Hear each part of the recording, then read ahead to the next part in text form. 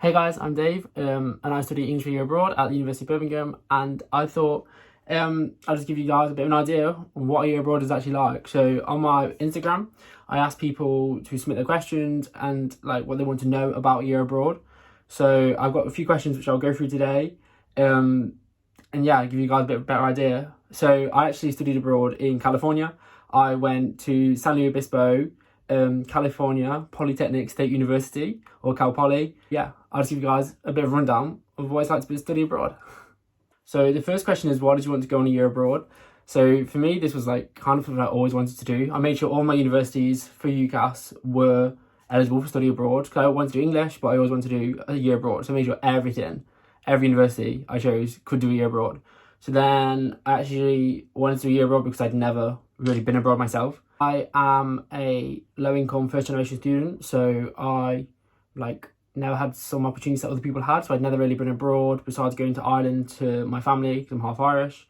And so I really wanted to do a year abroad to be able to get out there, see what's different, because I came from a small town in the East Midlands and I knew there was so much more out there, and that is why I wanted to study abroad, either in like France, so I could learn more French, like carry on learning that, or somewhere further abroad, so I could completely live the dream like people always wanted. And I think a year abroad is a really good experience to have. Like, it just shows you how many different things are in the world. Like, I remember learning my first year of university, like even the way people think depends on their culture. So I remember learning like in Chinese cultures, often time is like imagined as linear. So they say up month or up week, whereas obviously in like Anglophone culture, we say like next week, because we view it like horizontal time. So it's just interesting like that. And so why would you not want to get out there? And the fact that the university actually makes it much cheaper than a normal year was definitely an incentive. Like, I paid, I don't know, like an eighth of what I would normally pay for a normal year at a UK university, or an English university. So yeah, I think there's pretty much no reason you shouldn't do a year abroad. It's just really easy to get out there, and it's pretty supported. Like, you have all the university arranging like allocations. You don't have to go out on your own and figure out how you're going to study abroad. You don't have to find a company. You don't have to find a university.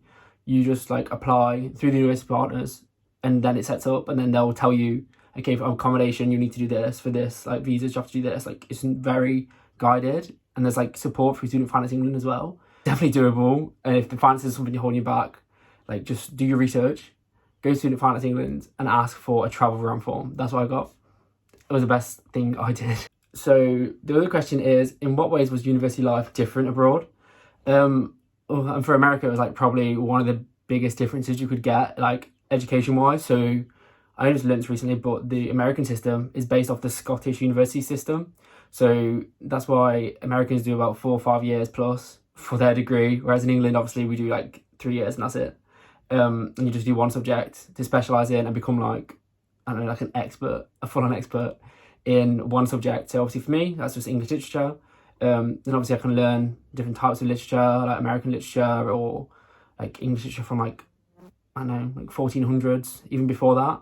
But in America, it's completely different. So you choose your own modules, you choose your own timetable, and you have to like fulfill like a certain amount of credits or like requirements. So obviously, as an exchange, it was a bit different, but I got to explore a different range of modules. So obviously I did English literature, American literature, and then I actually did French. So I did like French languages, and then before Corona hit, I had planned my schedule to do French, Spanish, and American literature. So it's really good that way to diversify and learn something you've like had an interest in, but you can't carry on in England because obviously one subject.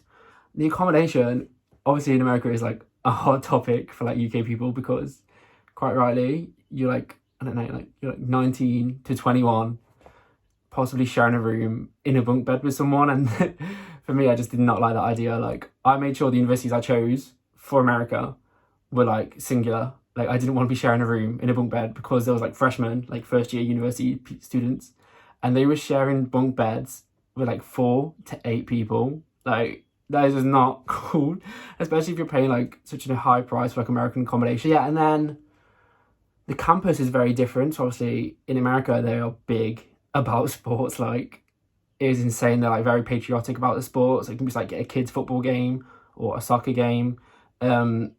and they will be like playing the national anthem. They'll be like chanting and singing. There'll be marching bands everywhere, all through the campus, like playing like High School Musical.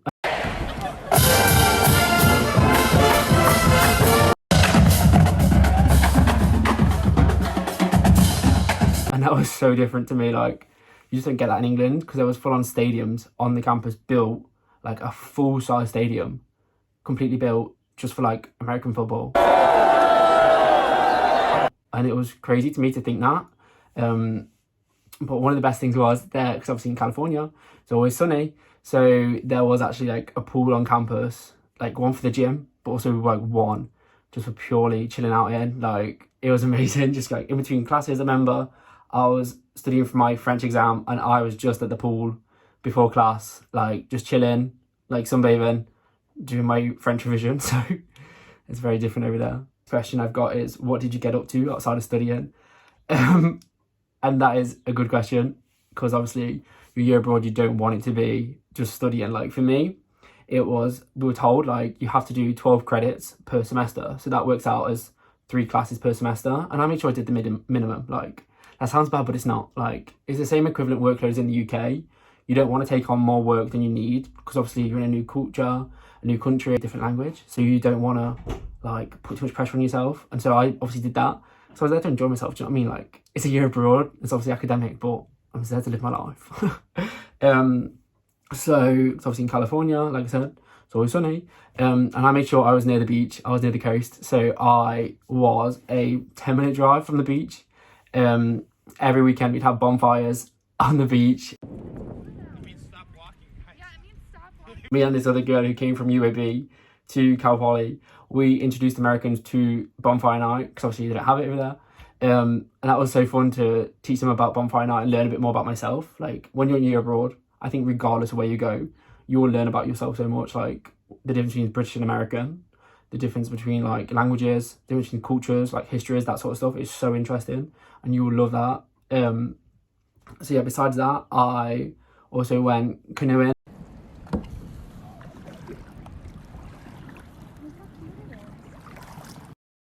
I used to hate canoeing, but it was so fun to go canoeing in the sea. Like, it was such clear blue waters, and not like, I'd say probably about once a month or once every 2 months we'd go canoeing in the sea.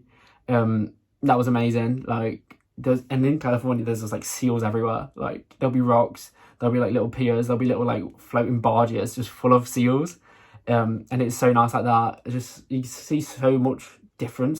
So the 4th question is, did you do much traveling whilst abroad? When it came to Thanksgiving break, I went home with my flatmate. So he took me back to Napa Valley, which was just outside of San Francisco.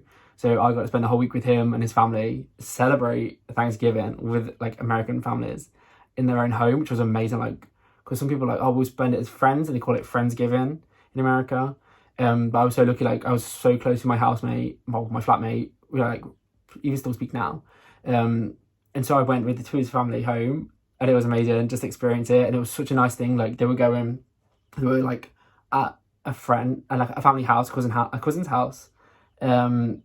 And you sit down at this like massive table, like filled with food, and before anyone eats, you write down what you're thankful for, and then you read it in front of everyone, what you're thankful for, what you're grateful for. And it was so nice, like, just here. So I obviously thanked them for letting me into their house, letting me like feel so welcome in America. And then when I returned after Christmas break, so I came back to England for Christmas, like a 3-week break, then I flew back out. The weekend I landed, I landed on the Saturday, my housemate picked me up, and he took me up the coast, about a 2-hour drive away to Monterey Bay. And it was just amazing. Actually, the place where Finding Dory is based off, like the aquarium. And that was just so cool. I'll drop some videos and stuff like that.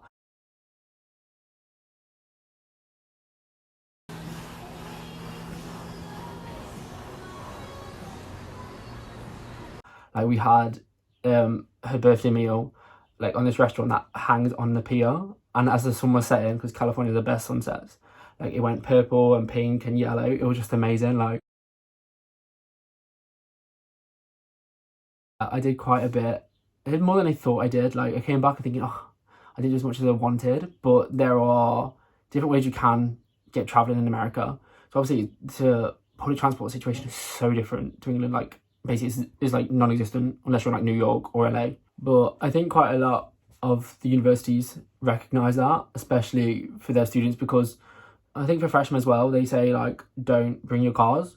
And so obviously for America, if you live like 6 hours away, that's like a big thing to say you can't have. So quite a lot of universities you'll find will do like public transport for free with your student card. So in San Luis Obispo, where I was obviously based, you get around the whole town for free, which was really good, especially if like your like flatmate didn't drive. Whereas I was lucky again, like my flatmate, he could drive, so we went like in his car every weekend to the supermarket, where obviously in America it could be like a 10-20 minute drive away to the supermarket. But yeah, besides that, I had planned to go to LA with my mates from the UK, so they were going to come over at the end of my year abroad, and we're going to spend 2 weeks in LA for the 4th of July, and that was going to be amazing. Like we found a cheap place like on Airbnb. Like that was a pretty good deal, like it's a trip of the lifetime, and to experience like the 4th of July for free, because obviously we're just going to like stare up in the sky, like we ain't got bad money. So yeah, there's always ways to get like travel in America. I was part of the international group, and they like did trips like regular. So obviously, like I said, like you did canoeing. Like I did that with my friends, but the International Society offered that.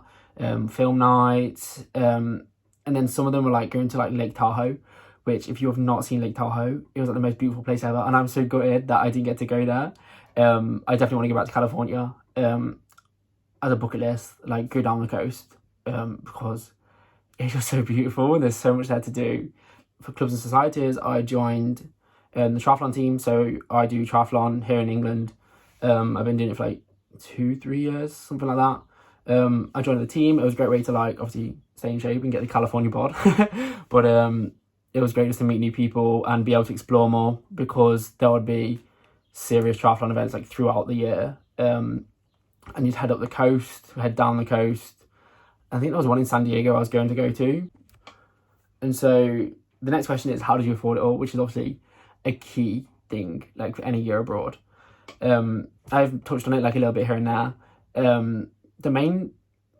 The biggest cost difference was University halls in America are pretty spenny. Like I was paying, I think it was like double my monthly cost of my house in university, so in the UK. So it was pretty high that way.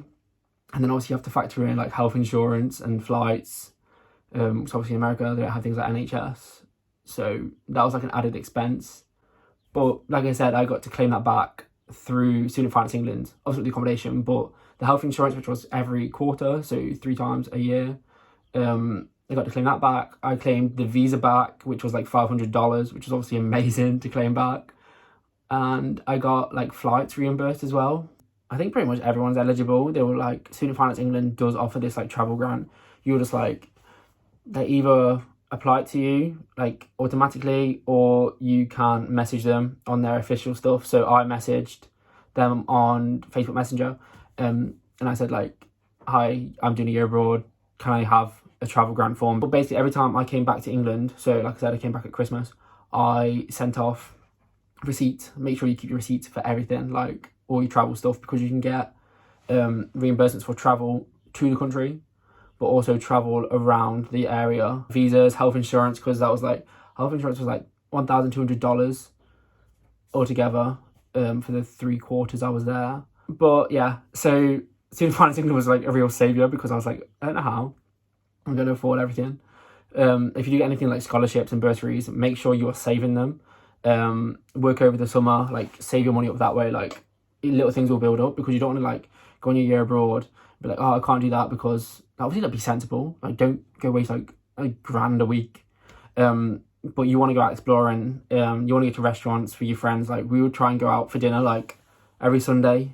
And like I said already, the accommodation was more than was a lot more. But it was really weird. So it was like high at the start. So like semester 1, it was like triple my like UAB house. But then by semester 1, it came down. So like over the year, it like evened out, but for some reason like they made me pay higher for the first semester, and then as the year went on, it were like leveled out. I don't know why. I don't see why wouldn't it be one price for the whole, like, every month. But yeah, the next question is, was it easy to make friends? And that's obviously like one of the biggest concerns people have doing a year abroad. But I personally wasn't like that scared. It's a new adventure, like, and you always make new friends throughout your life. Like, I went nursery late, made friends, went primary school, made friends, went secondary school, made friends, went sixth form, made friends, went university, made friends. Like, it's just part and parcel of life. Like, you'll always make friends wherever you go. Quite a lot of American universities, I've said, is very different to the UK and the whole education system is. So you'll have people moving 6 hours away for university, but you'll have people moving the entire country. So people from New York may choose to move to LA for their like university experience or their college. So it's obviously like a massive thing, and universities like need to make it like accessible and like attractive to people. So they do different things. At my university, they did something called Wow Week, Week of Welcome, and that was really good. So every like freshman and like transfer, so that includes like people that like doing exchanges like internationally, but also it's a bit complicated, I'm not going to get into it, but like the American system, like they've changed from one university to another in the simplest explanation. And so that was a whole week of events. It was really good. Like, it included everything. Like, we went for meals, we went every single day, we were doing something different. So the first day I went kayaking. The second day I had a bonfire on the beach. Third day we went hiking up the mountains in San Luis Obispo, which was really good.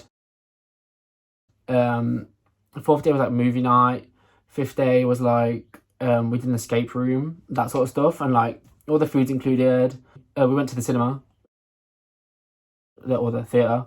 I went to the theatre and the woman couldn't understand me when I was saying my mobile ticket, and she was like, "What?" I was like, "My mobile." She was like, "What?" And I went, "My mobile," and she was like, "Oh," and I was like, "Come on, it's not that different." So yeah, you'll find it really easy to make friends. Like, I still stay in contact with my friends from America. Like, I FaceTime them every week or every other week. I'll message them, like Snapchat them. Like, social media just makes it so much easier. So they threw me a surprise birthday party, and that was amazing.